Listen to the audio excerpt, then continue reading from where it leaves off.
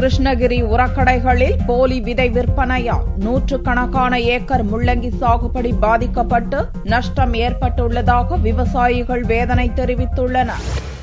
கிருஷ்ணகிரி அருகே உள்ள கங்கலேரி, காவேரிப்பட்டினம் பகுதிகளில் நூற்றுக்கணக்கான ஏக்கரில் விவசாயிகள் முள்ளங்கி பயிரிட்டுள்ளனர். இவர்கள் உரக்கடையில் தரமற்ற விதைகளை வாங்கி விதைத்ததால் முள்ளங்கி செடி மட்டுமே வளர்ந்து அதில் ஒரு முள்ளங்கி கூட வளராமல் போனது. இது கண்டு அதிர்ச்சியடைந்த விவசாயிகள் போலி விதைகளை விற்பனை செய்த உரக்கடைகள் மீது உரிய நடவடிக்கை எடுக்க வேண்டும் என்றும், தங்களுக்கு பல லட்சம் ரூபாய் இழப்பீடு ஏற்பட்டுள்ளதாகவும் அரசு உரிய நஷ்ட ஈடு வழங்க வேண்டும் என்றும் கோரிக்கை விடுத்துள்ளனர். இந்த ஆண்டு தனியார் கடையில் வாங்கி நல்ல சிறந்த முறையில் அதிகமாக முள்ளங்கியை உற்பத்தி செய்யணுன்றதுக்காக வாங்கி பல்வேறு விவசாயிகள் இந்த மாவட்டத்தில் விதையை வாங்கி போட்டு உற்பத்தி செய்யணும்.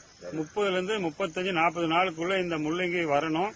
ஆனா 55 நாட்கள் ஆகி கூட இந்த முள்ளங்கிகள் இந்த ஆண்டு பல்வேறு கடைகளில் வாங்கின விதைகள் எல்லாம் சரியா கிழங்கு வைக்கல, வேரும் தலையும் மட்டும்தான் இருக்குது.